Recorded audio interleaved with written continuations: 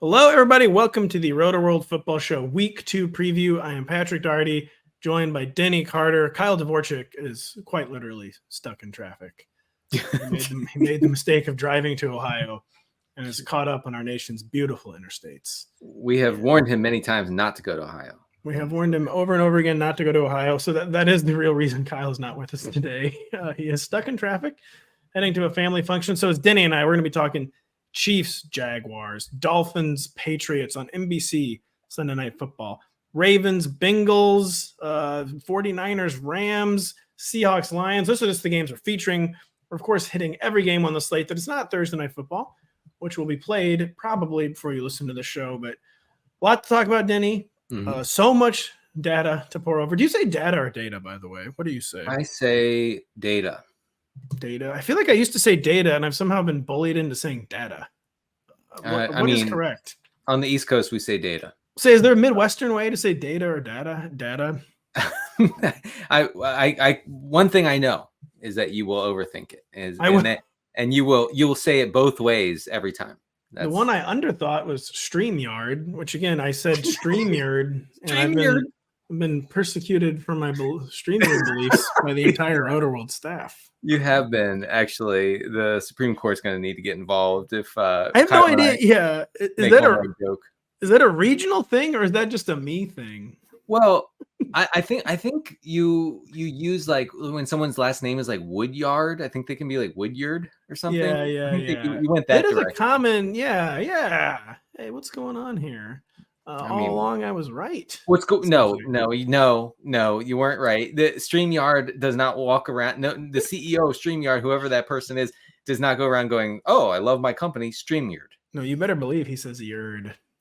Yard is just such a beautiful word. Has to be a he, huh? Yeah. Gosh, yard is just such a beautiful word. Yeah, that he or she. They probably say StreamYard. There you go. I can almost guarantee you they say StreamYard. You're canceled. Right. I'm canceled for the yard part. For the right. But tell you who is also canceled, the Kansas City Chiefs. They didn't score enough points in week 1. Denny Carter. It's kind of a letdown game on Thursday Night Football on NBC. Thankfully, it was a close game. The Chiefs, though, are again party to this week's highest over-under, despite only producing 14 points in week 1. 51 is the current total for their Jacksonville road trip. Denny, we will just start at the beginning here. How do we sort out the Chiefs wide receiver mess? Is there anyone we can trust in 12-team redraft? What are the primary format for probably most of our listeners? Right. Yeah, I'm gonna try not to get too DFS sicko here, but MVS was the only Kansas City wide receiver in week 1. Right. Cut his mic. Wait, come on. I'm just MVS. The show just started, and we're talking MVS 3 minutes into the show. He is the most prominent Kansas City wide receiver right now. I don't know what to tell you. Only receiver for the Chiefs who ran a route on 70% of the dropbacks. He had 48 yards while catching both of his targets. So it's a lot of sprinting, a lot of cardio for MVS as usual. Rashee Rice is interesting, though, but you have to sort of assume or hope that his route participation will increase.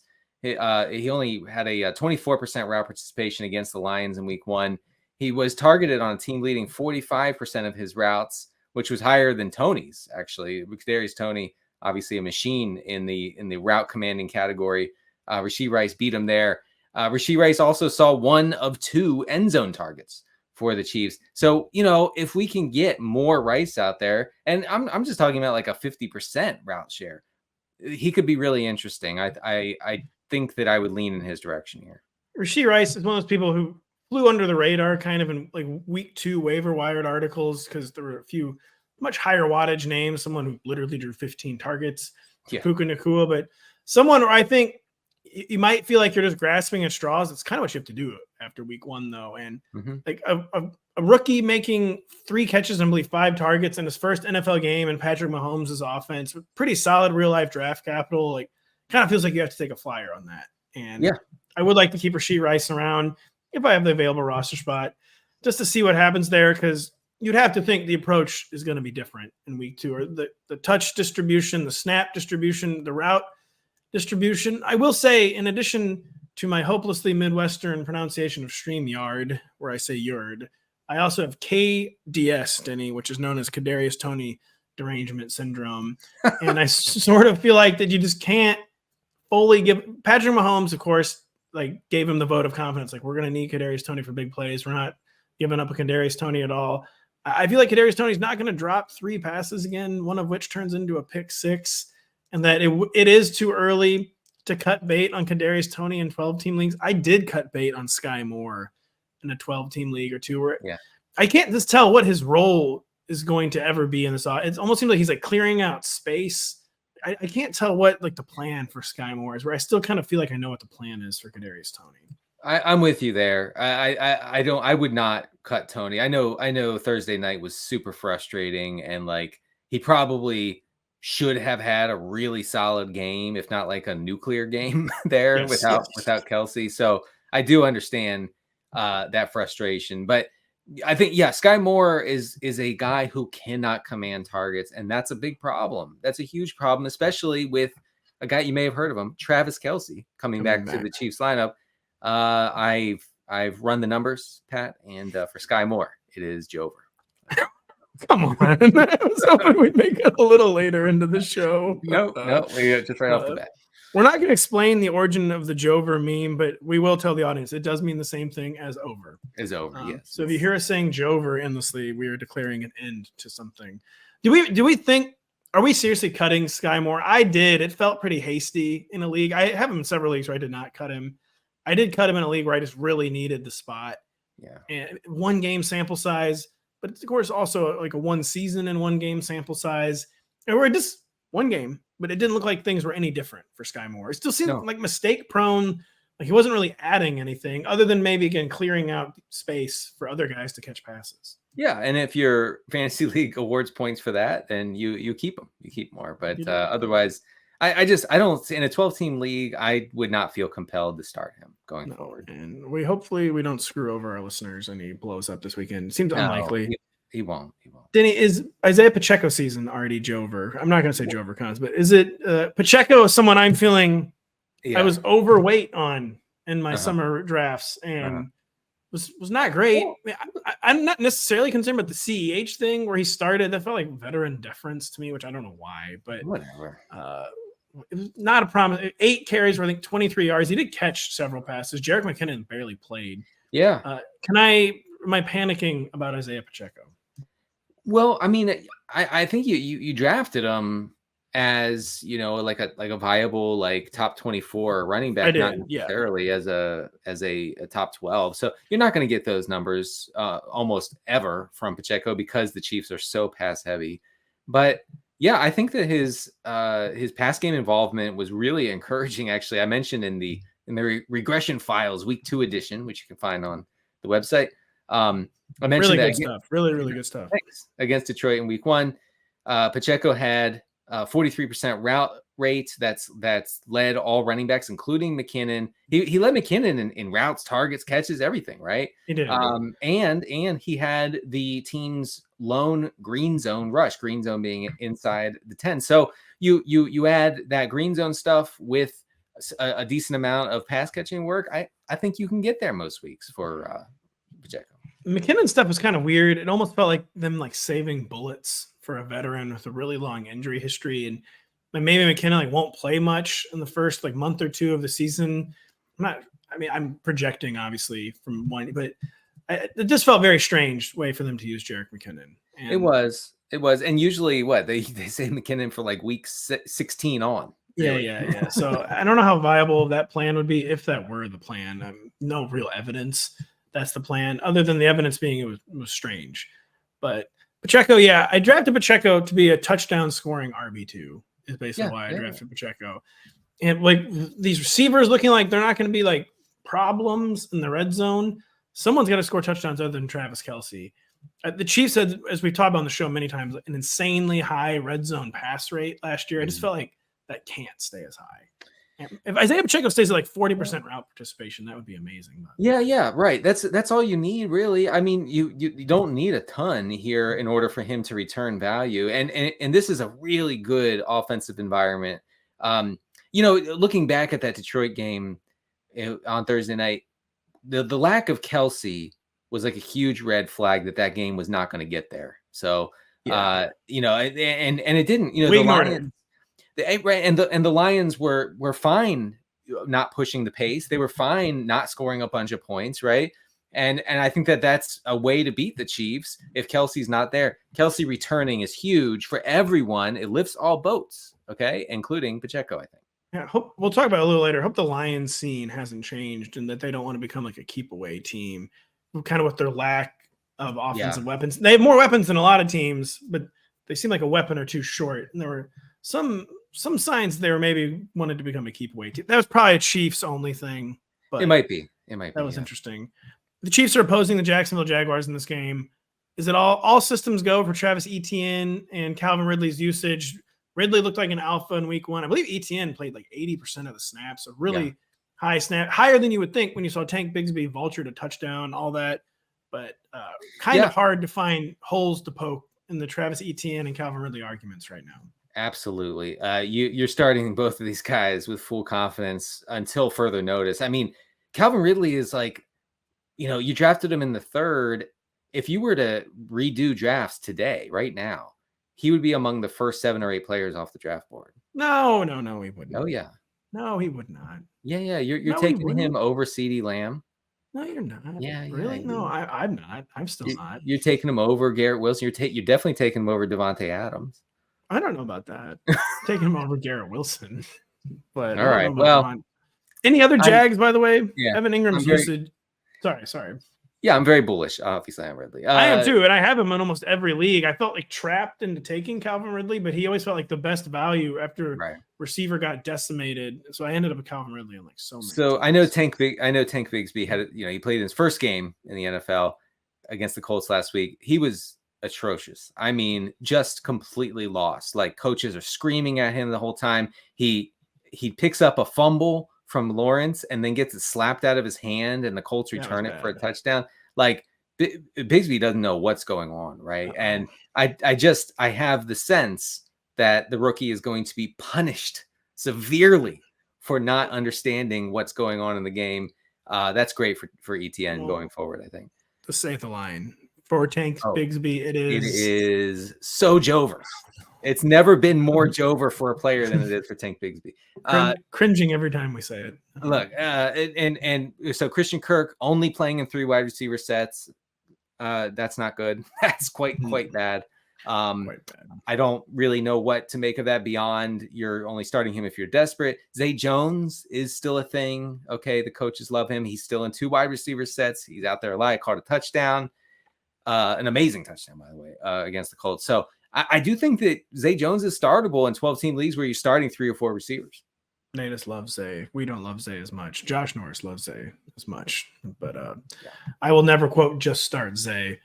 Fresh off jokering the entire free world with their Bijan Robinson usage, Denny, the Falcons welcome the Green Bay Packers to Atlanta, Georgia as 1-point home favorites. What we've already talked a lot about it, Denny. Yeah. The Bijan Tyler Allgeier thing.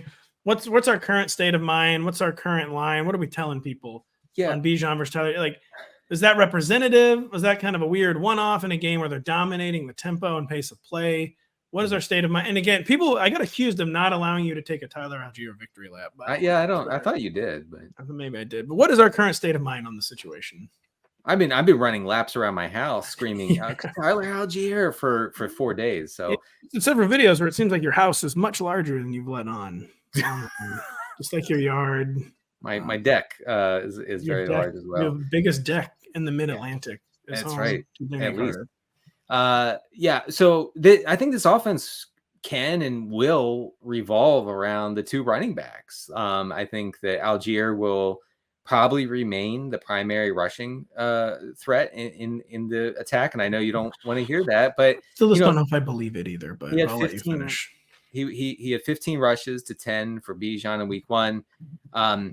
But Bijan's pass catching involvement was really good. Like that's what I'm saying. Like don't worry about it. It's not like the end of the world that Allgeier is being used in this way. So Bijan saw 6 targets on 17 routes, which is unreal for anybody, including especially a running back. He ran 7 routes from the slot, which is great. And, they seem fine with checking down to Bijan or handing the ball off to Tyler Allgeier, and that's it. Like, as long as they can get away with it, and their schedule is very soft, I think they can continue doing this. Yeah, Bijan played 64% of the Falcons' snaps, and again, we already, not to take listeners too much back through stuff we've already talked about, but my current Bijan copium is we'll just see what the usage is like when they're not fully dominating the pace of play of the game, and that when they actually need to generate offense, which they've clearly determined they cannot do with Desmond Ridder, if they're really going to be handing the ball off to Tyler Allgeier 15 times a game.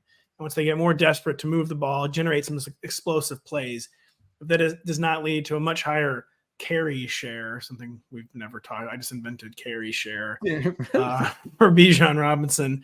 But the one thing is we talk about, though, that I can't spin even remotely with Tyler Allgeier handling all the carries inside the 10-yard line. There's no way to spin that. And that is certainly seems like they have some trust in the young man. And then, talking about Drake London and Pitts, I think you can still start because he's a tight end and whatever.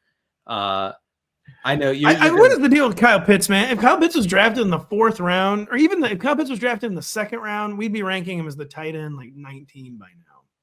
And not the tight end 9. Oh, you mean the 2nd round of the real NFL draft? Yeah. I've just been thinking about this a lot lately. Like if Kyle Pitts if he had fallen on draft day, just he's raw, he's very toolsy. Like if he hadn't been considered like a slam dunk 1st rounder and he was drafted in the 2nd round, I feel like he would be like the tight end 19, and no one would even be debating it.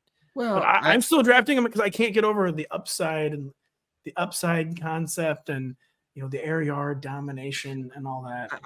He's a tight end, and we need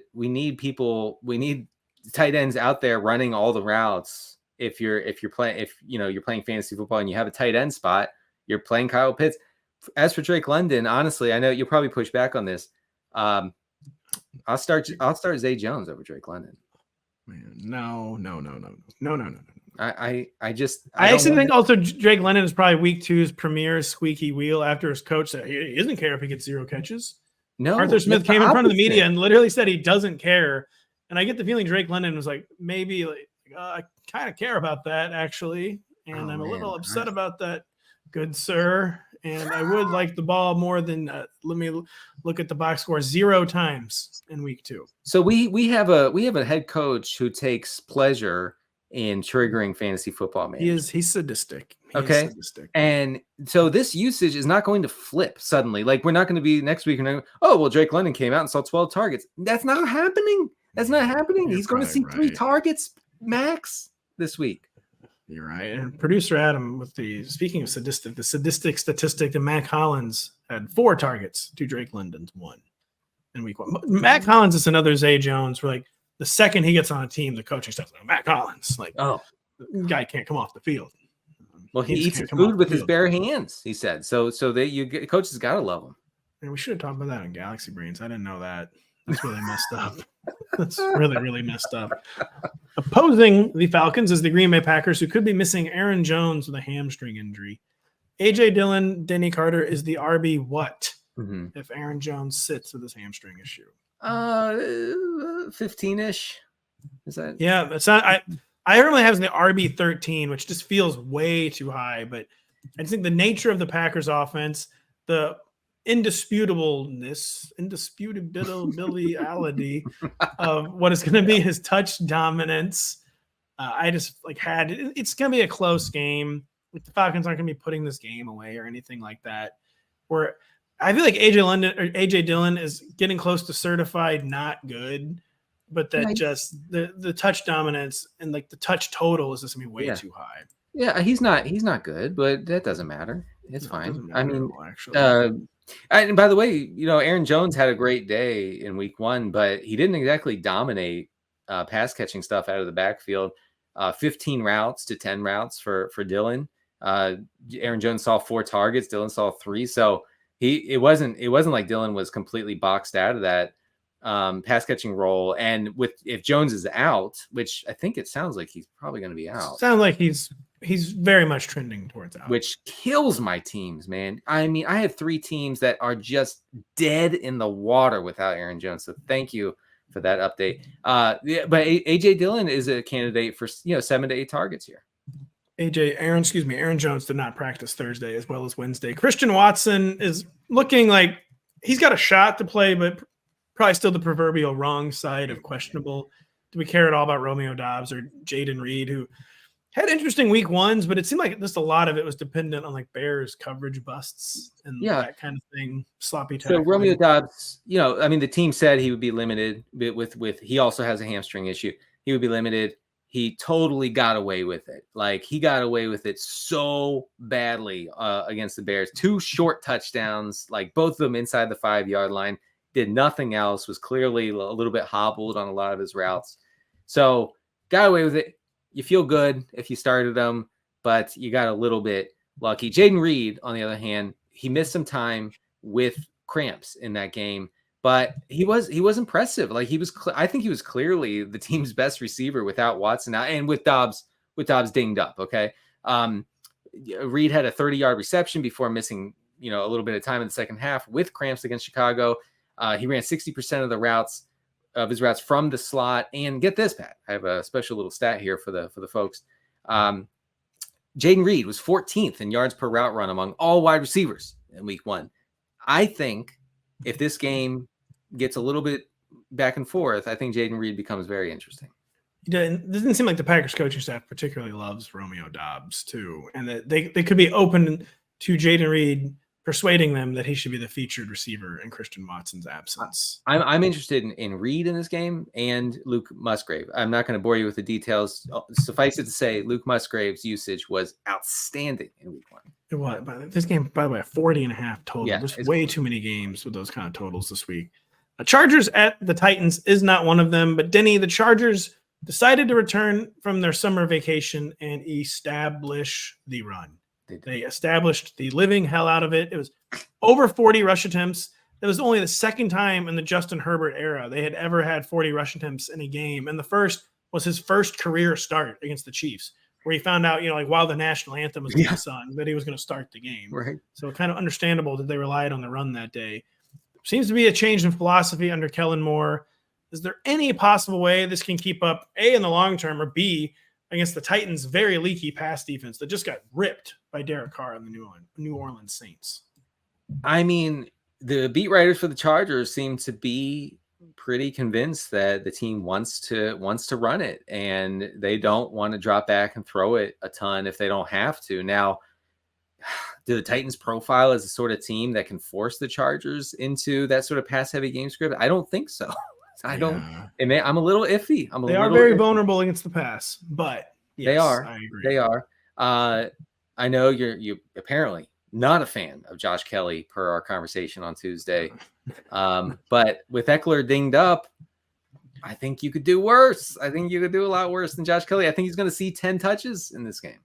I think we have very little grip, by the way, on if Austin Eckler is going to play in this game. He did not practice Wednesday. The practice report for Thursday will come out probably right as this show is ending. He played through the issue against the Dolphins, but that could be adrenaline. You don't usually get to play through a high ankle sprain, though. I kind of feel like he avoided the high ankle sprain. Then Austin Eckler is going to play, but unfortunately, all we can tell you on Thursday afternoon is keep it locked to rotoworld.com. And that's right. Hunt for updates. Another ankle injury in this game is DeAndre Hopkins, who he did not practice Wednesday. He did not practice Thursday. Treylon Burks did return to practice on Thursday. I forget what his injury even was. DeAndre Hopkins, a usage monster in week 1, 7 catches on 13 targets.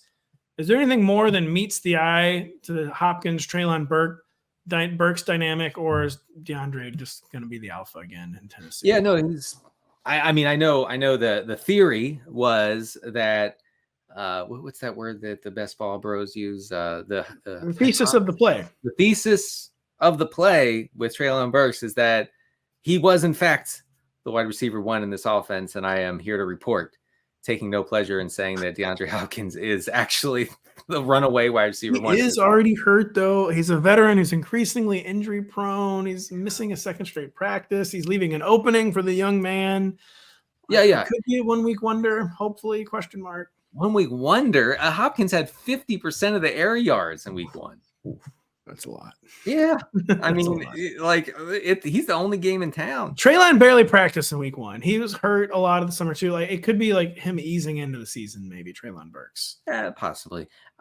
I'm not starting Burks. I have to see it. I got to see it before I start Burks. Burks is someone we do need to make him to show us. And well, I will say, if Hopkins is out, then you are trying to get Burks into your lineup. If Hopkins is out, you are firing him up in redraft. Again, the Chargers pass defense. I mean, Ryan Tannehill threw 3 picks in week 1. He looked horrific. Terrible. But the Chargers pass defense looked as bad as ever. It's like they flipped. Like, we can stop the run now, but now we don't stop the pass at all. We forgot how to do that. Yeah. Brandon Staley can't be good at 2 things at once. So we will see what happens. But yeah, Treylon Burks definitely in the top 36, probably the top 30 if DeAndre Hopkins sits with his ankle injury. Again, it's Thursday afternoon. Keep it locked to rotoworld.com. For all we know, DeAndre Hopkins will be back on Friday and good to go. One of the people where we're talking about like usage and like trying to look for hope after week 1, Chigo Okonkwo, who I believe did what we would call donutted, where he had 0 catches. The route participation remained very strong. The usage overall was strong. Is he someone we throw back to the waiver wire C, or do we keep Chigo Okonkwo hanging around on our redraft teams? Yeah, I mean, out there for 75% of the routes, had a long 15.5 ADOT. He should have been hit for an easy walk-in 40-yard touchdown, but Tannehill missed him. So we would be probably singing a different tune. But I mean, Chigo Okonkwo in this run-heavy Tennessee offense was never going to be a guy who like gets by on like 5 catches for 50 yards. Like, that's not going to happen. It's going to be 3 catches for Chig, and maybe one of those is a touchdown. Hopefully for folks who drafted him, it's a touchdown. But he's good, and it kind of doesn't matter because the nature of the Titans offense. I didn't see a single second of this game, by the way. Is it Jover for Ryan Tannehill finally or not? It's I have reviewed the film and I can report it is Jover. Sorry. It's gonna keep getting me for several weeks. So we do apologize to the audience that we're going to beat this joke into the ground. I don't know. Yeah, we're going to run this joke into the ground. But we'll do that after this break. This Sunday night, AFC East rivals do battle in South Beach, Florida, when McCorkle Jones, Bill Belichick, and the New England Patriots face Tua Tagovailoa and the Miami Dolphins. Coverage begins at 7 p.m. Eastern, only on NBC and Peacock. We will be watching. And do not forget, find all your favorite NBC sports shows on Amazon Music. Just head to amazon.com/NBC Sports. Oh, yeah. Speaking of Dolphins Patriots, it is our next game. It is, as I mentioned, on NBC and Peacock with coverage beginning at 7 p.m. Eastern Sunday night. The Dolphins flying high off their latest game of the century. This team plays so many games of the century. They had 2 or 3 against the Bills alone last year. I had one against the Ravens last year. They had one in week 1 against the Chargers where they emerged triumphant. They must now, though, jet from Los Angeles all the way to Boston. We are making this team fly all over this great country. To face the Patriots, who were much feistier than expected against the Eagles last week. The Dolphins are narrow 3-point road favorites, Denny. The Pats held Tua in check last week 1. He was a QB 23. It wasn't like a horrible game, though. Very, very long time ago. What are the realistic expectations for Tua in this Dolphins offense, which is running so hot this Sunday night? I mean, it gets a lot tougher, I think, against the Patriots. I think people need to kind of tamp down their expectations a little bit for Tua coming into week 2. Like, it was cool to get 40 fantasy points from him. That is not happening this week. I will say that the shootout potential for this game is maybe better than at least I would have thought, because when you look at how the Patriots operated in their first game under Bill O'Brien in this new Bill O'Brien era, they were 5th. They had the 5th highest neutral pass rate, so that when the game was within 1 score, they were still pass heavy against the Eagles. I think that's great news for if you have Mac Jones, if you're using him in a Superflex league, if you're streaming him in desperation this week. But also, I mean, it could push the Dolphins and make the Dolphins play faster, play more aggressive, throw more, and so that's good. I think that's good for all the players in this game.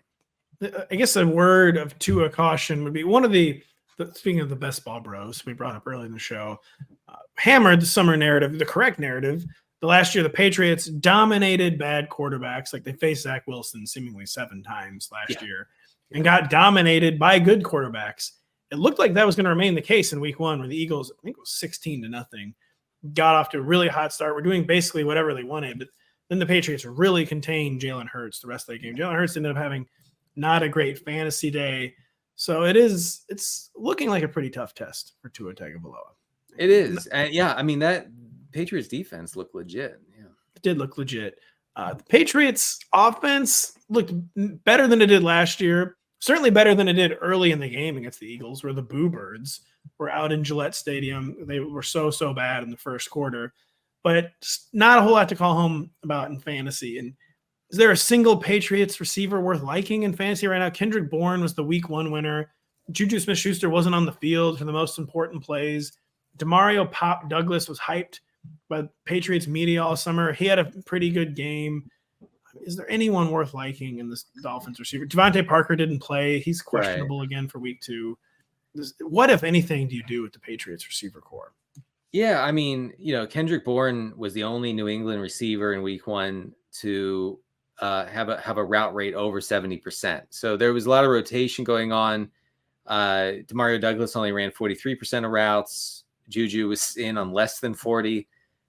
So that's not great for those guys. I would say Bourne is interesting here. I wouldn't get out over my skis on him at all, but Bourne, hey, look, when Bourne is not in the doghouse, which he quite frequently is, it's very bizarre. He's been good. Like, he's been very productive, pretty efficient, not super efficient, but pretty efficient.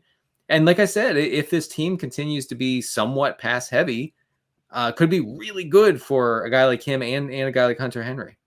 I wanted to get Mac in like the week 2 streamer range. The quarterback was just a little too deep this week to do it. I have like the QB 21, but this could be one of those sneaky shootouts. It's not really a sneaky shootout. The total is approaching 47. It's getting in the high range, and you could the Dolphins just could be one of those teams, or even if you have a great defense, even if you play well defensively, they just pass so much that they're going to stack up some box score production and maybe get some touchdowns, and the game could shoot out. But we will see. Ramondre Stevenson played, I believe, 73% of the Patriots snaps in week 1. He did cede 12 touches to Ezekiel Elliott, ceded kind of an uncomfortable amount of targets to Ezekiel Elliott, but Ramondre had a very good pass-catching day himself. Any concern with Ramondre's usage, which was kind of just business as 2022 usual for Ramondre? I mean, I think we had huffed enough copium headed into week 1 where we said, okay, look, Ezekiel Elliott's going to get the short yardage stuff. He might get the goal line stuff. I've come to accept that. But we did not accept that Ezekiel Elliott would out-target Ramondre Stevenson, which happened, okay? And it was disastrous, by the way. He did not outproduce him through the air, at least. No, but he out-targeted. No, I know it's bad. Listen, there were 13 running back targets. We would like to see them all go to Ramondre Stevenson. Instead, they were split pretty much down the middle. That's not good.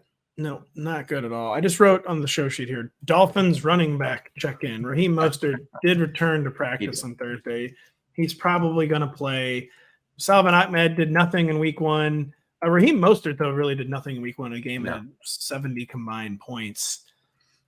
Is this already over? Yeah, I mean, look, I think you're starting Mostert if you're just absolutely desperate. If you drafted a 0 RB team and you're just like looking for touches, AKA you are starting Raheem Mostert. He's my RB1 on 14 redraft. No, but really, I mean, he's a touchdown dependent option. He's not going to get there on pass catching volume. I would say he's not fully touchdown dependent since he is a breakaway big play threat still. He's almost like a poor man's Rashad Penny or something is maybe how I would view him. Yeah. Which you don't even really want to be a rich man's Rashad Penny, I guess. Yeah. But, okay. All right. I'll buy that. It was Devin Achane. What's his deal? I wonder if he's going to play this week. Dolphins injury report. Google. He was a healthy scratch last week. That's right. So he wasn't even hurt. That's right. Now he's got shoulder. Was he a healthy scratch? I think maybe he technically had an injury designation. It doesn't matter. He didn't. I thought it was a healthy scratch. I think you're right that he was a healthy scratch. Also, it doesn't matter at all. We're not playing Devin Achane against the New England Patriots on NBC at 8:20 p.m. Eastern. Moving on, the Buffalo Bills are being given 8.5 points at home, Denny, against a Raiders team that could be missing both Jacoby Myers and Devontae Adams. Devontae Adams, I think, will probably play. Waiting for a second injury report on Devontae Adams and his foot issue. I don't think he missed any time in week 1. 8.5 points feels pretty heavy for the Bills for me, considering how discombobulated they looked in week 1 against an elite defense, and how kind of surprisingly together the Raiders looked, but these receiver injuries kind of throwing this game into chaos. Oh, I don't know. Just starts talking about this game. I will start talking. The Bills look bad against the Jets defense that was out for blood. All right, let's just be honest. Like they were trying to put Josh Allen's head on a pike. It was their Super Bowl. It was their Super Bowl. And they won. Congratulations on the Super Bowl to the Jets. They did win. I think he'll be fine. This Raiders secondary gave up the week's second highest EPA per dropback to Russell Wilson. Yeah, that was not good. Okay, so I think Josh Allen is going to go nuclear here. This is my guess. I think we're going to be talking about Josh Allen the way we usually talk about Josh Allen after this game. You're starting your Bills. I think you're even starting Gabe Davis. I know. And maybe Dalton Kincaid as kind of a streaming tight end. So yeah, I think they'll be good. The Myers thing is interesting. 3 green zone targets for Jacoby Myers in week 1. Devontae Adams not upset about it at all. 1 for Devontae Adams. We are mere days away, perhaps, from Devontae Adams making his feelings known on being his own team's wide receiver 2. Oh, come on, man. I'm just saying. I mean, from a priority standpoint, you know, Josh McDaniels gets mad when players are good.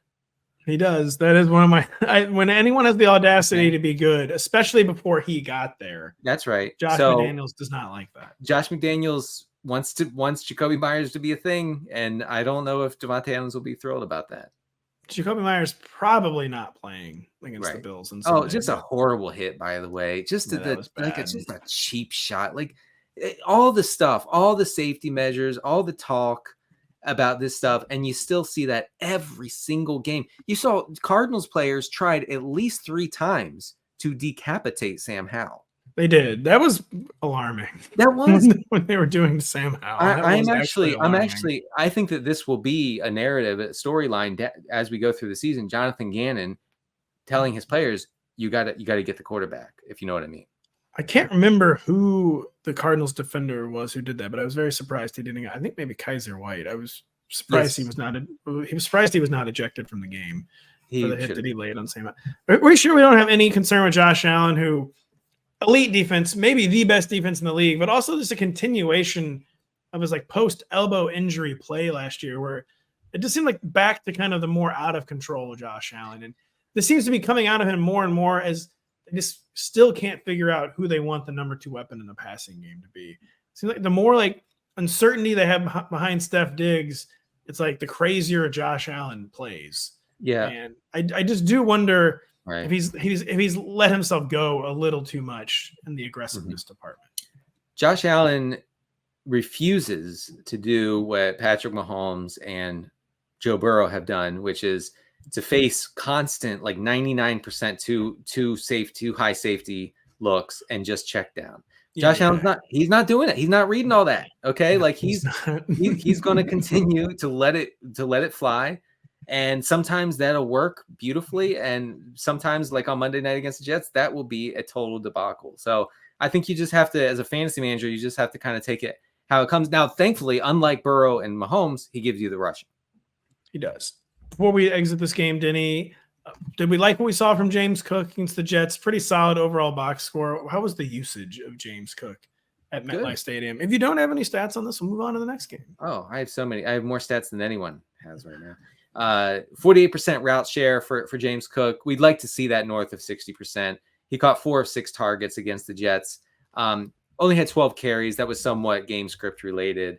That was almost encouraging in that game environment. I thought he had 12 carries. And I mean, 18 touches is not horrible for James Cook. He also he forced 5 missed tackles on those 12 carries. So I think he's good. I think actually he's good. I think he'll be fine here.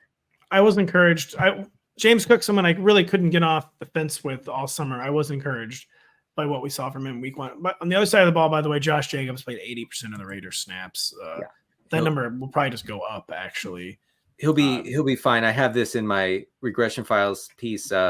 19 of 20 running back carries for Vegas, and he had 5 rushes inside the 10-yard line. So I mean, none of them went for pay dirt, but it's good. It wasn't a meme. The Raiders coaching staff hyped Zamir White once and then immediately stopped. They tried when Josh Jacobs did not report. It was like July in between mini camp and training camp. Like Zamir White's good. And the second the pads went on, like the reporters didn't even remember to ask about it. Management said you got to tell him Zamir White's good. They were like, we can't do it. They did stop. They did it one time. They gave one retweet and then stopped. We'll retweet one time that Zamir White is good. And that's enough. My God. They moved on. Fresh off a 40-0 dismantling of the New York Giants. Yeah. The Cowboys are now catching 9 points at home against the reeling New York Jets. How could a team that just won one of the best games of week 1 be reeling Denny Carter? It's because they're moving on from Aaron Rodgers to Zach Wilson. But I'm going to start with the Cowboys. Is it once again Jover for the Cowboys skill players in this one who posted 0 fantasy production in a game their team won 40-0 because their defense and special teams is too good? Is this game script just going to be where the Cowboys don't have to do anything? They don't have to throw. They don't have to be aggressive. And so CeeDee Lamb's not going to get home again. Tony Pollard did get home against the Giants. But CeeDee Lamb, Dak Prescott did absolutely nothing in week 1. Brandon Cooks is banged up, by the way. Yeah. But what is the Cowboys' offensive outlook in a game where they are 9-point favorites with a 38 total? Folks who drafted CeeDee Lamb and Dak Prescott will have to stay patient. Will have to perhaps grind their molars a little bit and just know that there will be better days. Those better days will not be in week 2. And, unless Zach Wilson is suddenly really good, then maybe they get there. I think that there's almost no chance that they get there. Now, will it be the sort of not getting there that we saw against the Giants? I don't think so. I think that they will have to do something, and maybe Dak Prescott will get more lucky around the goal line. I mean, he had at least 1, maybe 2 touchdowns dropped by his tight ends against the Giants. That would have made things a lot better for people. Curious. I was told Jake Ferguson was good. And I mean, he is some. Jerry Rice dropped passes, and you don't complain about that. Oh, that's a good point. You got me. Checkmate. Gotcha. That's logic to me to death. And so I think that you could probably you're starting CeeDee Lamb. I guess you start Dak as what do you have him at? I wouldn't put him as a top 12. I have him like QB 16 or 17, actually. I think I settled on him as QB 17 this week. I'm pulling it up right now. I'm going to keep talking until I find it. QB 17. I have him 1 spot behind Daniel Jones, which I'm not a big fan of. So who do you have him over Carr? I have him 1 spot ahead of Derek Carr. I had Carr a little higher to begin the week, but that Carr stuff in week 1 felt like the Saints really adjusted their game plan after that, which I should be happy that they did that, but it wasn't the initial plan in that game to have Derek Carr going kind of wild. And they kind of switched it up, I think maybe after some protection issues. And I just don't know if we're going to get a repeat from Derek Carr. It was a very interesting performance from Derek Carr in the Saints passing offense. I would start Carr over Prescott. That's very fair. That's honestly something I can maybe end up changing. I edit or update the rankings constantly, and that was one I've been on the fence about. Because it's not just that Aaron Rodgers is out for the Jets, making a shootout not just unlikely but impossible. That the Jets' defense is, of course, super elite, and just a horrible matchup for the Cowboys, and then a horrible matchup, and then what is now a horrible game environment. This is very, very hard to see how the Cowboys get home this one. It's, of course, very hard to see how the Jets get home. We talked about this one a lot earlier in the week, but what are realistic Breece Hall hopes without Aaron Rodgers? So Breece, he proved a point in week 1, he was going to be the feature back with or without Aaron Rodgers. He's going to be the feature. Feature is a little strong in this case because it's still going to be a 2-man backfield, especially without Aaron Rodgers, where they're going to have to rely on the run so much. But just what are realistic Breece Hall hopes in this offensive environment? I think that, you're going to get maybe 12 carries, maybe 15 touches overall at the max here. In this game, yes. In this game. And that could be good enough. I mean, Breece Hall looked incredible on Monday night. So I think you can start if you drafted him in the 4th round or whatever. You probably have to start him anyway. If I hear 15 Breece Hall touches after seeing what I saw against the Bills, 15 is enough for me definitely to get him in the top 24. Which also, I do have him. I think it helps that Dalvin Cook looks super washed, and I think that's a point in Breece's favor. So it's not like a situation where Dalvin Cook came out and like ripped off some runs and had the Jets coaches thinking, oh well, do we just start this guy until Breece is all the way back? I think they're like, we need Breece Hall out there. We need him to produce. The good news is the Cowboys were a lot more vulnerable on the ground last year than they were through the air. They were. I think I don't really see any scenario where I bench Breece Hall in this game. We can like debate the semantics of like his exact ranking, but he's right on the borderline of the top 20 to me. And Breece, the two things I was worried about was Aaron Rodgers was going to just want the veteran who does the little things well in Dalvin Cook. And that more, though, that Breece just wasn't going to look healthy enough to be like an RB2. Or even if maybe he got RB2 level touches, he wasn't going to be healthy enough. Pretty sure he's healthy enough after what I saw. If game script is neutral here, the Jets will throw on fewer than 50% of their offensive. They're going to throw fewer times than Desmond Ridder, which is almost impossible to do. But real quick, get realistic. Garrett Wilson hopes. I did keep him in the top 24. I feel like he's just too good of a football player to not rank in the top 24, but it's like wide receiver 22. So realistic hopes. I have some splits to share with the folks. In 9 games with Zach Wilson, Garrett Wilson has averaged 8.8 PPR points. In 8 games, this is the guy who produced with Mike White, and then you're going to say some of the sick quarterbacks he produced with Joe Flacco, Joe Namath. Yes. So 8 games without Zach Wilson, Garrett Wilson has averaged 17.5 fantasy points. So again, 8.8 versus 17.5. The targets, the target volume is just wildly different with and without Zach Wilson. So with Zach Wilson, Garrett Wilson's averaged 6.3 targets per game. He's averaged 11.5 with anybody else. And that's because you cannot throw the ball with Zach Wilson under center. You just can't do it.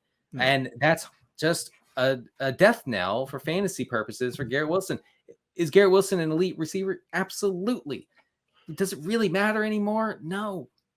Not saying this is a bit. I do think the over-under for Zach Wilson starts is about 2.5. There's no way a team with as high hopes as the Jets have are going to stick with Zach Wilson unless he looks like a totally different player, which zero indication that's going to be the case.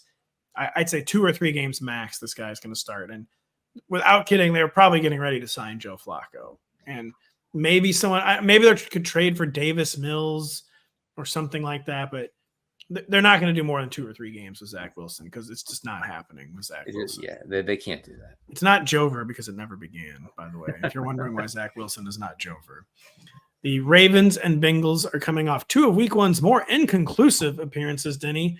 Now they're squaring off in Cincinnati with the Bengals operating as 3-point home favorites. Is there any real cause for concern with this Bengals offense that just looked like it had never played football in Week 1 against the Cleveland Browns? I mean, I think it's clear that, missing all of training camp and all of preseason with a calf issue that was kind of scary, that required it mattered a lot. And obviously Joe Burrow is not 100%. I know the team won't say it, but look, I'm a game watcher, I'm a film studier, and I can tell you that Joe Burrow was not mobile at all. No. In that he looked like Dan Marino circa 1999. Okay. Yes. So real slow for the Zoomers, real slow. Tell us something we've actually seen. I did watch the game 63-7. I watched it. I don't want to talk about it. Anyway, so if he's not right, then this Bengals offense is not right either. I will say on T. Higgins, mention him in the regression report, of course. Look, I'm just gonna say I'm gonna use the term expected fantasy points. You can't feed your children with them, but you can look at them. 13 expected fantasy points. He had 0 against the Browns. 150 air yards against the Browns. Things will be okay. Yeah, air yards really do a good job of feeding my family, Denny. Yeah, all these Kyle Pitts air yards. My children Say, we're so full, Dad. Please stop feeding us. I'm sure that like fantasy consumers are so sick of hearing about Kyle Pitts route participation. Has anyone ever had more air yards than Kyle Pitts either? Or higher air yard share, I guess we should say, than Kyle Pitts. So many air yards. It leads the history of the league in air yard share. Why did Lamar Jackson's box score look so underwhelming in week 1, Denny? What was going on with the Ravens? They won the game. They covered. They won 25-9. They easily covered. But just the box score, except for Zay Flowers, was very, very underwhelming for the Ravens passing attack. What was going on? Yeah, I mean, Lamar was completely out of sorts without Mark Andrews out there. I think that this offense is not really designed to work without Mark Andrews. And I think Lamar was being pretty conservative with, I don't know if that was the game plan or if that was just him, in the game, in the season opener, just trying not to blow it against Houston. I mean, that game was on the road, right? No, it was at home. Was it really at Baltimore? I was like just trying to get a road dub to begin the year. Yeah, you're right. It was in Baltimore. No, it was at home. And by the way, producer Adam says Mark Andrews was a limited participant in practice for the second day in a row. He should play. He was limited all last week though, and then did not play. So so it is. Yeah, I mean it's a problem for Lamar, for the whole offense if Andrews can't go. Very huge problem. Safe to say Zay Flowers is the wide receiver play. That's one game, one bullet point, but Odell Beckham did nothing. Rashad Bateman did nothing. Mark Andrews not being there is the really, really big wild card. But Zay Flowers looked as advertised, looked like a first-round talent. And also a guy, I made this point on a different one of our shows, whose box score looked good. It would have looked even better, but he lost 9 total yards on his final 2 catches to take his yardage total under 80. Yeah. Is it safe to say he's the wide receiver to play? 2.6 ADOT for Zay Flowers. And here's the thing. We love that.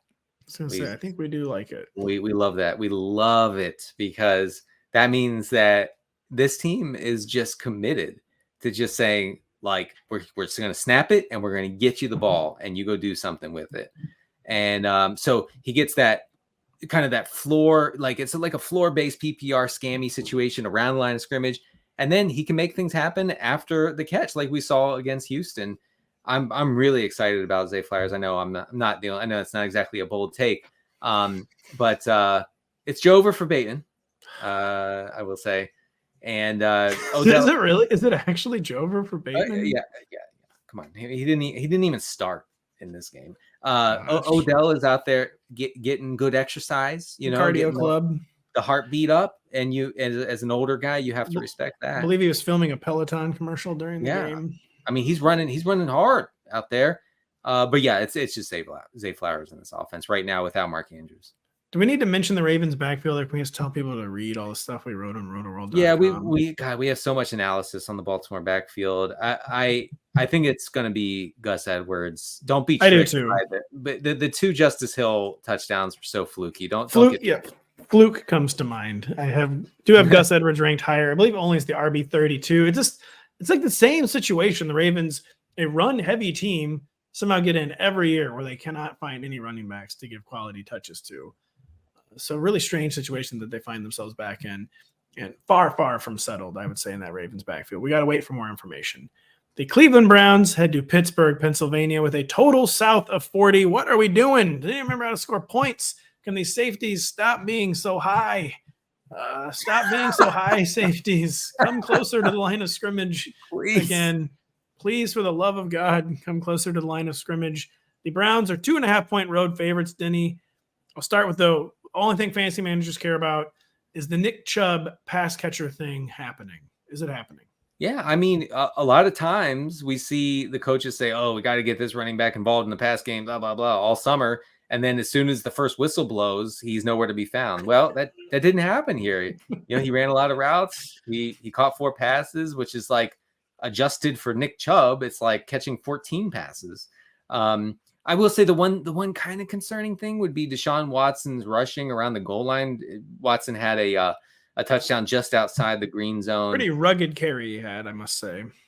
Right. And so, that's not exactly what you want to see as a Nick Chubb drafter, but yeah, I mean, you have a lot of confidence in him. He's going to play all the snaps. He's going to get all the high value touches. It's good. there any reason on the other side of the ball for Najee Harris hope where pretty hopeless week 1? I actually don't have the snap shares in front of me, but wasn't as high as it needed to be. The touch count certainly was not as high as it needed to be. The offense probably won't be as dysfunctional it probably won't be that dysfunctional every week, but playing a Browns defense that just looked hellacious in week 1. Right. They're now missing Deontay Johnson. What is the state of Najee Harris affairs? Najee Harris actually ran more pass routes than Jaylen Warren in week 1. But Harris saw 2 targets to 6 targets for Warren. Forget what that Warren did. Absolutely nothing with those targets. And just focus on the fact that there's no path. There's just no path for Najee Harris here. By the way, talking about neutral, what? Say it. Najee Harris. Oh, Najee. Listen, I've watched the Steelers game, and it is Jover. It is Jover. Right, we'll stop. We'll stop after that. The Steelers had the highest neutral pass rate on the week by far. So we could be looking at a pass-heavy attack. I will say this: PFF graded the Pittsburgh offensive line as the worst in pass protection in week 1. And good luck against Myles Garrett with that situation. Najee Harris, 52% of the Steelers snaps in week 1. Very, very concerning. Not at all the way to get home as an RB2, he needs to be at least a 70% snap player. He has basically no prayer if he's not playing at least 70% of the snaps, considering his lack of explosion. So very, very concerning week 1 for Najee Harris. Quickly, any Steelers pass catcher we care about with Deontay Johnson out with a hamstring injury? I think I didn't foresee myself saying this, but Allen Robinson becomes interesting. He did have his most targets and yards he had, I believe, since 2021. It was like barely. It was like 1 more yard than he had. But I mean, it's nice to see like signs of life, after not so much life recently. He had an 86% route share, 7.4 ADOT. So like some PPR scam situation going on there. Calvin Austin is interesting in deeper leagues. He saw 6 targets, but only played was only out there for half the routes. I think Robinson is I'd probably play him over George Pickens, honestly. I would not. I actually would play George Pickens still pretty easily over Robinson, but I don't have George Pickens in the top 30. I still have him like that 30 to 36 range. Allen Robinson, George Pickens' track record is getting concerning. Allen Robinson's track record has long since been concerning. We would like to think they might try to spark George Pickens a little more this week. They're not going to be trying to spark Allen Robinson, but it's not like I don't have a great argument though. Pickett will be really bullish on throwing into double coverage at George Pickens' goal line. We'll see. Yeah, we'll see what happens there. The Indianapolis Colts head on the road to Houston, Texas as 1-point underdogs following Anthony Richardson's promising debut. Denny, we wanted to see with Anthony Richardson, right, where maybe a little more layup passing than we were expecting in a good way, giving him some easy throws, easy looks, easy completions, and as much rushing as we wanted to see. So we got what we hoped for with the rushing, a little more than we hoped for in the passing. Kind of hard to come up with negatives for Anthony Richardson's NFL debut. Yeah, I mean, and it could have been way better from a stat line perspective. Like he was tackled at the 1 yard line, 1 inch line, and had to come out of the game for Gardner Minshew late in the game. So he could have been like an elite fantasy option in his first game against Jacksonville. I kind of like this game to be fun. I think Houston was pretty pass heavy against the Ravens, even in neutral script. I kind of think that this could go back and forth. But yes, just starting Richardson. We saw enough rushing, but we'd like to see more. I think so. He threw 37 times. I'm not convinced the Colts want Anthony Richardson throwing 37 times. That inflated target volume for Michael Pittman. I'm not sure that volume will remain stable, although the Colts defense is really, really bad. It's really, really bad. Dameon Pierce's usage, was that really, really bad in week 1? Are we concerned about Dameon Pierce? Definitely the box score was concerning. Was the usage for Dameon Pierce concerning in week 1 against the Ravens? I mean, look, he only ran a route on 25% of the dropbacks. He caught 2 of 3 targets. So, he saw most of the rushing opportunity. But what I'm saying is that Dameon Pierce is still, like he was last year, he's still going to be game script sensitive. So you didn't draft a guy in the 5th or 6th round of your 12-team league who is going to be immune to game script issues. Like that's just not happening here. Is he in a good spot? He is in a good spot. The Jags could have shredded the Colts on the ground if they had gotten a little more fortunate with game script things and Tank Dell not being terrible. I'm sorry, Tank Bigsby. So this is a bad defense. I think you're starting Pierce. You're starting Pierce in 12-team leagues. The thesis of the Dameon Pierce play was just that he knows ball and he's really, really good at football. And it's not looking like that's going to be enough to get us home with Dameon Pierce. He's going to need some better game scripts. Wanted to mention real quick, Noah Brown on IR. I know you're saying why is Denny talking about Noah Brown? Why is Denny talking about this? Why would you do this to me? But I am doing this because I think his absence could open up more routes, more snaps for Tank Dell. Not Tank Bigsby, but Tank Dell, who barely played in week 1. Noah Brown was the main slot receiver. I think Tank Dell takes that spot in a game with some shootout. Look, 14-team league, multiple flex spots. Get crazy. Throw Tank Dell in there. Nico Collins, 11 targets in week 1. Robert Woods, 10 targets in week 1. So some strong usage from the Texans' top 2 receivers could become a PPR scam type situation for some of these Texans receivers. Especially with Woods. Especially with, we'll be right back after this. Now that the NFL season is in full swing, we have got you covered. In addition to our 3 Rotoworld football shows a week, check out the Fantasy Football Happy Hour with Matthew Berry and Bet the Edge every weekday. You can watch the Happy Hour at noon and 4 p.m. Eastern on Peacock. It is also available on the NFL and NBC Sports YouTube page. And Bet the Edge drops Monday through Friday at 6 a.m. on our NBC Sports YouTube page. Both shows are also available wherever you listen to your podcasts. Really good stuff on both those shows. Really good stuff on the Rotoworld Football Show. We plow ahead into the 49ers at the Rams. Coming off of one of week 1's most impressive performances, Denny, the Niners collide with one of the most surprising performances from the opening week when they visit the Rams. We'll start from the top. Can we trust this Rams passing attack without Cooper Kupp? Saw some pretty crazy stuff in week 1, including the most targets by a rookie tight end in week 1 this entire century from Puka Nacua. You said tight end? Wide receiver targets. Sorry. Okay. Yeah. I was like, wait, what? No, he's a tight end. Also, he was targeted on 43% of the team's first reads. Like, that's wild. So he has a nightmare matchup, so let's not get crazy here. I mean, you're not thinking that you're starting a top 20 receiver in this particular week. But yeah, I mean, if you got Nacua off waivers, really you should have been drafting him. But if you got him off waivers, you can start him, I think, in 12-team formats. And he can coexist, I think, with Cooper Kupp, who plays primarily from the slot, and Nacua has been at least in week 1 played primarily from the outside. So it could be a long-term situation for him. Yeah, just really, really. Puka, I wanted him in all my waivers. I didn't get him in a lot of my waivers, but I just think the Puka stuff could be pretty sticky. Tutu Atwell is going to be probably a lot less sticky. There's a volatile nature to his game, but hard not to be very intrigued by what we saw from Puka Nacua. But elsewhere in the Rams offense, how over is it for Cam Akers, who basically saw Kyren Williams commit a hostile takeover of that backfield? He got 22 carries. A lot of that was in closeout mode. Yeah, this might be one of those weird situations where certain game plans could call for more Cam Akers, but I mean, no way we're ranking Cam Akers ahead of Kyren Williams this week. Right. What do we think? What is the dynamic with Cam and Kyren right now? I think Cam Akers will be annoying for people who start Kyren Williams, but we have to remember going into the 2022 season, the Rams wanted Kyren Williams to be the guy, and he got injured. He suffered like a major injury on the opening kickoff of the season against Buffalo. And that just derailed everything for their backfield plans.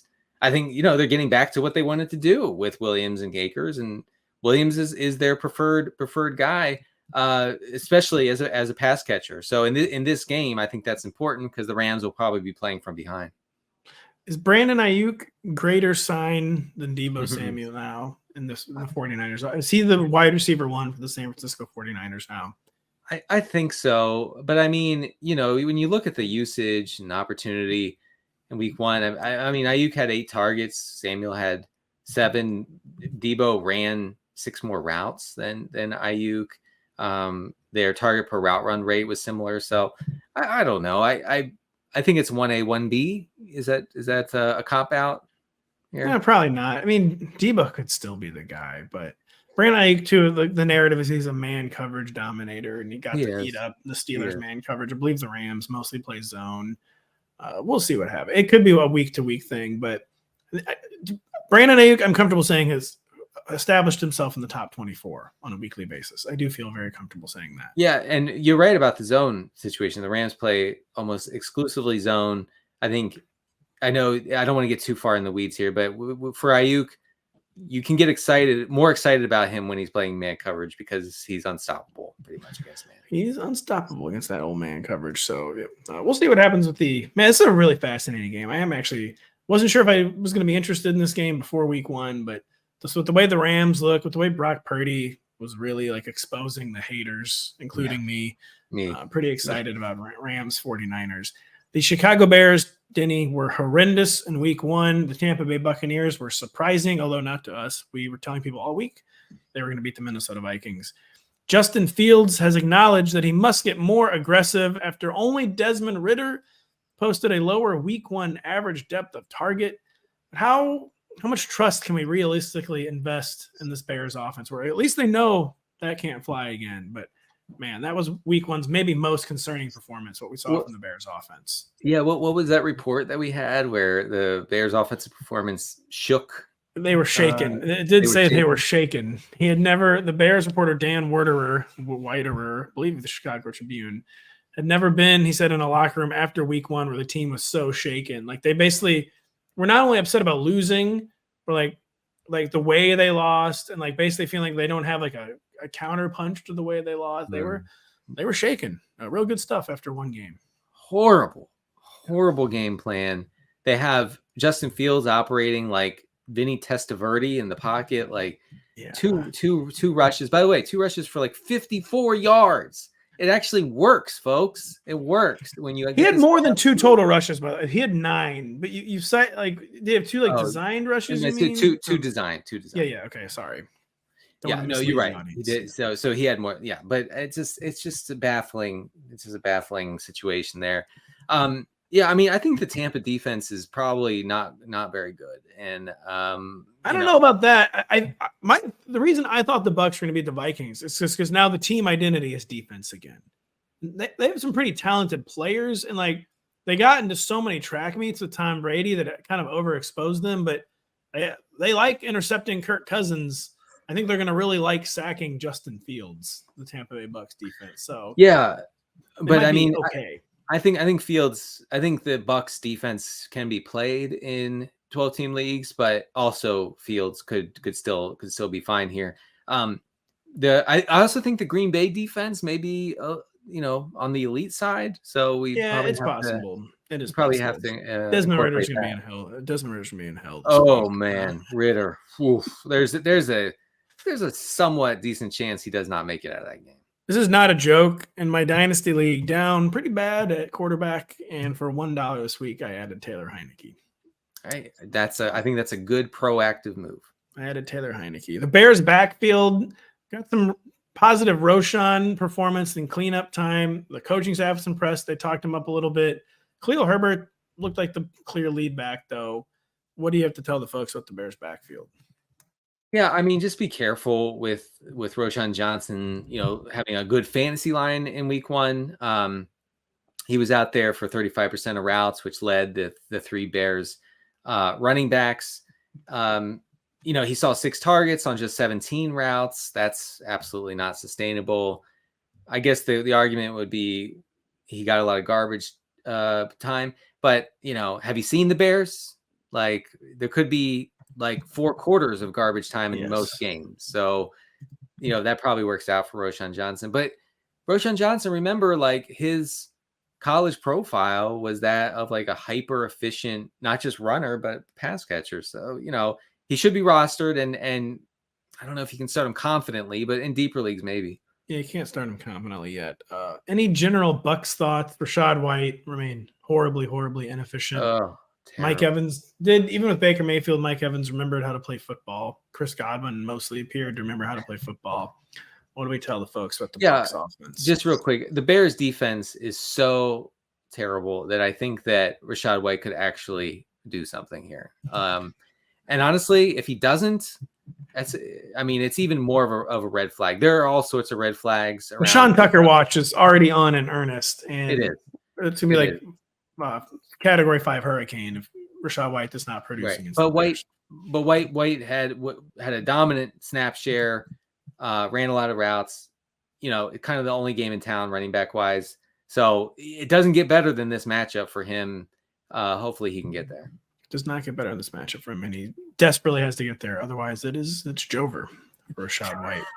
It just is. That's actually the technical term here. I wasn't even trying to do the bit or the meme. No. It's just Jover if he doesn't get home against the Bears. The Saints and Panthers meet up in one of this week's many sub 40 totaled affairs. 39.5 points being given to these teams in Charlotte, North Carolina. Denny Carter. What would you like to talk about in this game? Interesting stuff from the Saints in week 1. Chris Olave he heard what Rich Rebar said on our podcast this summer. He heard Rich Rebar truthing him. Didn't go well for old Rich. No. Who's the Lord now? Huh? Right. I hope you're Rashid coping, Shaheed. Rick. Yeah, Rashid Shaheed, big game. Jamal Williams, not a big game. What needs to be said to our audience about the Saints and Panthers? Yeah, just real quick. I do like Derek Carr in this game. The Panthers are going to be without J.C. Horn for a long time, probably after he hurt his hamstring. That's good. Also, Derek Carr led all quarterbacks with a 27% downfield passing rate in week 1, and that's like the complete opposite of what we saw for the Saints last year. So that I think that kind of aggressive downfield throwing could be great for Carr, for Olave. Carr loves it for some reason. He actually does love to throw down. He does, and hopefully we continue to see that. I think Carr makes for a really good streaming option here. Juwan Johnson makes for kind of a desperation tight end streaming option. I don't know what to tell you about Taysom Hill, man. You're starting him at your own risk. Yeah, so we don't talk about Taysom anymore. Actually, I'm kind of serious. We're moving on. Yeah, we're on to Cincinnati, which is where Taysom will be as like a camp arm. I was say a non-roster invitee. That's a baseball term, but Taysom Hill he's on to Cincinnati as a camp player. One of the announcers in the Saints game the other day said that Taysom Hill is, quote, the greatest football player of all time. I'm not even kidding. Sounds about right. Panthers, anything to say on the Panthers? Did you say something on the Panthers and I just wasn't listening by any chance? I don't know. If you drafted Miles Sanders, you probably have to start him, but Chuba Hubbard is really eating into the rushing and the pass catching stuff. It's not a good situation. They're also going to be missing 2 offensive linemen. So Bryce Young is going to be in a bad place, I think, against the Saints front 7 here. I don't know. I honestly don't know if there's like one Panther who you can confidently start in any format right here. No, there's no. I mean, you can start Miles Sanders as a flex, probably even an RB2 still in some leagues. But yeah, Chuba, a person of interest behind Miles Sanders. Yeah. If you for some reason have 2 tight ends or 2 quarterbacks on your roster, drop that guy and pick up a guy like Hubbard. That's what you do with that roster spot. Denny, earlier I kind of zoned out when you were talking because I'm in a dog fight in my fantasy baseball semifinals, and Michael King for the New York Yankees he didn't complete 5 innings today. He wasn't going to be in line for the win anyway, but bit destabilized by Michael King's rough performance against the Red Sox. But I thought Ohtani missing the rest of the season was the kill shot. It was the Jover moment, but I've been holding on hope. He might return Friday night. If he doesn't, then it's over for my team, which is named Ohtani (parentheses batter). How he is designated on Yahoo. He's 2 different players. Yeah. By the way, I'm upset that your Cardinals beat my Orioles twice. Oh, yeah, right? That's right. Denny knows baseball. They did. Dang. We won the series. We won the series in Atlanta and Cincinnati, and then Baltimore. We're peaking at the exact right time when we're 16 games under 500 in September. The first bad season in Cardinals history. What are you going to do about it, huh? Yeah, we're bad once. Bad one time. Yeah, real cool. We'll see what happens next year. That's all I'm gonna say. You're not upset. That's the most important. We're not. We'll see what happens next year to all you Brewers and Cubs fans. We'll see what happens next year.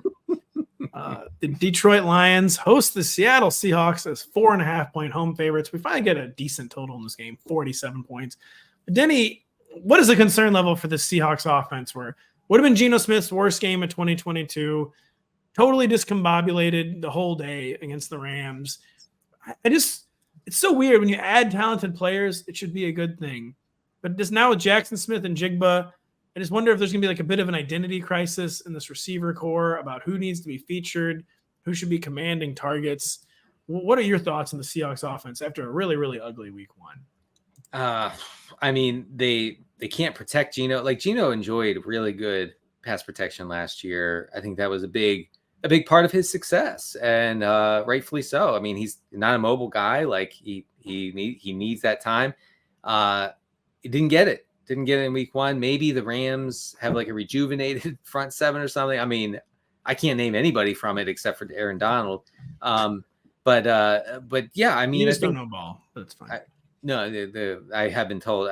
I was decrying too high safeties, and I was told I don't know ball. So. I know, man. Ball knowers really, really obsessed with the safeties being high. They love nothing they love more. Why don't they just run the ball? Right. Which, to be fair, why don't they just run the ball? No, because running doesn't work. No, you got to start. You got to just run some too high busters. Someone tweeted at us the other day, and I actually agree. A too high buster is a 4-yard dump off to Tyreek Hill. That's what that is. I guess, whatever. I guess it's the same thing. Sorry, where were you? I don't know. The Seahawks, yeah. Seahawks are down bad, real bad. I don't have a ton of like bullish takes for anybody here. I mean, Ken Walker is clearly the RB1, maybe. Yeah, he is. Yeah, he is. So there you go. You got that going for you. If you draft Geno was a guy who was always gonna be hard to run it back with. Yes. And probably a guy where the league maybe didn't have to like make heavy adjustments, where you can maybe kind of get a grip on Geno with like 1 or 2 adjustments. Now, the Seahawks are gonna have to really adjust whatever Geno adjustments are gonna be thrown at them. Always very dangerous to run it back with out of nowhere career years. Like exactly. I think people who went in on the Seahawks offense are going to be in a pretty tough spot. Metcalf. We thought this last year too. We did think this last year too, but yeah. Well, I don't know. I agree with you. I'm just saying we have to try to. You and I as haters have to try to remember it's one game. I'm not even a hater. I hope they're good. The Lions, I think, will win quite easily here. And by the way, the Seahawks can't cover the slot at all. Oh my gosh. Amon-Ra is going to go off, as the kids say. Love to not be able to cover the slot against Amon-Ra St. Brown. Yeah. Lions backfield really quick. Jahmyr Gibbs, only 27% of the snaps in week 1, 9 touches. The Lions claim more is coming. Yeah. I mean, David Montgomery looked like, I don't know, David Montgomery against Kansas City, like lots of thrashing, lots of movement, but not much production. A lot of movement. Jahmyr Gibbs fell over his own feet. That was bad. That was the Rondale Moore special. He kept tripping. Yeah, what could have been a touchdown? We would have been talking totally different about this backfield. Is Jahmyr Gibbs like the superior option? Of course he is. He looked good. He looked really good. Does it matter? I don't know. I don't think so here. I mean, he's going to rip off some explosive plays this season. It's going to be this fun. week. I think the Lions went with the classic. We can't let Pat Mahomes have the ball. We just got to keep running the ball, sustain drives, and they did, and they succeeded. Even though it looked like a wasted touch every time David Montgomery got the ball. I know, it really did. I mean, Gibbs, looked incredible. So I will say that much. I think you're definitely throwing him out there, and Seahawks defense is exploitable for sure. So you're starting Laporta, you're starting both Detroit running backs. You are. And you were starting, what's his name? Amon-Ra. Yeah, Amon-Ra St. Brown. Yes. I wish we hadn't given this game the short shrift we're about to talk about. Well, it was a 39 total. The Broncos hope to get Jerry Jeudy back against the Commanders. A spunky defense, ? That's all I wrote. They're spunky, folks. The energy level was trailing off at this point of the show sheet. Interesting game. Sam Howell did not look like the answer in week 1, I must say, even though they won the game. The Broncos, signs of life for sure against that Raiders defense, like you mentioned. I thought they really, really needed Jerry Jeudy, though. They didn't have like a true explosive element in that receiver. Marvin Mims could eventually be that guy, but day 2 rookie making his NFL debut. They just looked like an offense that could be a lot better with one like really legit NFL receiver in it was my takeaway. And hopefully Jerry Jeudy is that man for week 2. He's questionable. That's absolutely the takeaway because the ball was spread around. Nobody saw many targets. I think Cortland Sutton led the entire team with 5 targets, but like eight receivers or 8 pass catchers were targeted in this game for Denver. Yeah. So Jerry Jeudy comes in. I think that he sees 25-30% target share right off the bat. I think it'll be good. You got to start him if he plays. Real quick, Greg Dulcich out for a while with a hamstring. Same hamstring he hurt last year. Adam Troutman, not good necessarily, but he is going to be running a ton of routes. And Washington, this is the same Washington defense that allowed 12 targets to Arizona tight ends last week. I don't think you needed to add necessarily to the not good for Adam Troutman. He's not good. You said he's not good necessarily, so you didn't need to say necessarily. Oh, no. Yeah. I just want people to know that, like, it's not like, oh, this elite guy gets a chance now. That's not the case, but he's going to be running a lot of routes against Commanders offense. Again, I can't emphasize this enough. That just allowed 8 receptions. I think it was 8, something like that, to Zach Ertz. It was, I believe, 10 to Zach Ertz. No, I don't remember. It was a lot. There's no way to find out. I think it was 10 targets, but yeah, there's no way to find out. We will quote never just find out. How Jover is it for Antonio Gibson? Oh, it is Jover for him. I mean, nothing in the history of anything has ever been more Jover. The guy fumbles. Chris Rodriguez is getting touches in the first half against Arizona. Not a good sign. Brian Robinson, again, like the clear-cut RB1.